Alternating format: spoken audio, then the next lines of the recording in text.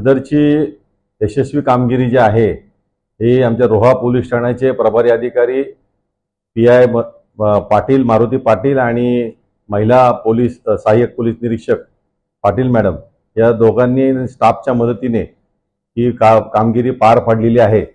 दिनांक 13 जुलै 2025 रोजी संध्याकाळी 6:30च्या सुमारास फिर्यादी मेहराज मेहबूब शेख आणि त्यांचे पती हे नदी संवर्धन येथील शिवसृष्टी या ठिकाणी फिरायला गेले होते आणि ते 8:30च्या सुमारास परत घरी आल्यानंतर त्यांनी पाहिलं तर त्यांच्या घराचा दरवाजाचा जे कुलूप होतं ते कुलूप नव्हतं आणि आतमध्ये गेल्यानंतर त्यांच्या बेडरूम मधील एक कपाट आहे त्या कपाटाच्या आतील चोर कप्पा जो आहे तो कशाने तरी उचकटून त्याच्या आतमध्ये त्यांचे ठेवलेले रोख रक्कम आणि दागिने हे लंपास केलेले होते।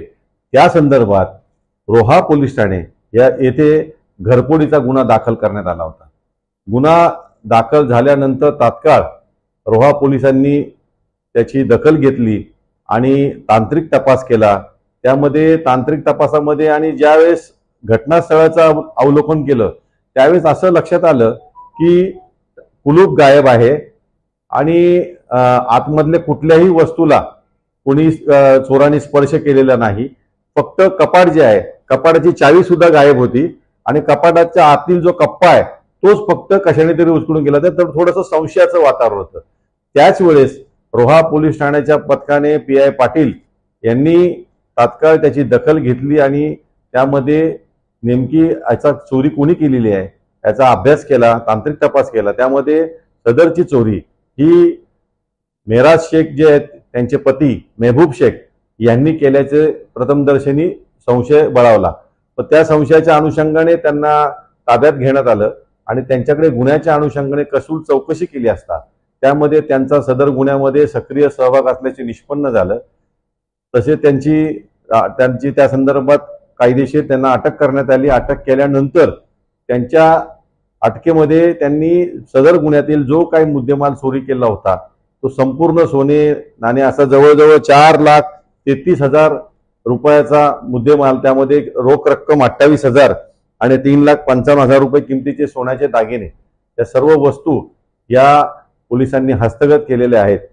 आपण या संदर्भात सर्व रोहामधील जेवढ्या सहकारी संस्था आहेत, गृहनिर्माण संस्था आहेत, प्लस ज्या ठिकाणी वस्ती आहे त्या सर्वांना रोहा पोलीस ठाण्याकडून आवाहन करण्यात येत आहे की त्यांनी आपापल्या घराच्या संदर्भात जे काही किमती मौल्यवान वस्तू असतील त्यांची त्यांनी काळजी घेतली पाहिजे। तसेच त्यांना नेमकी चोरी होऊ नये याकरता त्यांनी काय सतर्कता बाळगली पाहिजे या संदर्भात देखील त्या सर्वांना मार्गदर्शन होण्याकरता रोहा पोलीस ठाणेकडून ठिकठिकाणी नाक्यावरती होर्डिंग्स लावण्यात आलेले आहेत।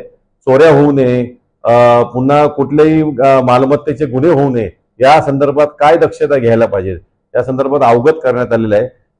2 ते 3 चोऱ्या ज्या आहेत त्या अजूनही अनडिटेक्ट आहेत पण त्या देखील आम्ही लवकरच उघडकीस आणत आहोत। त्यामध्ये पण आम्हाला रोहा पोलिसांना यश मिळालेलं आहे, त्याचा आम्ही तपास सुरू आहे।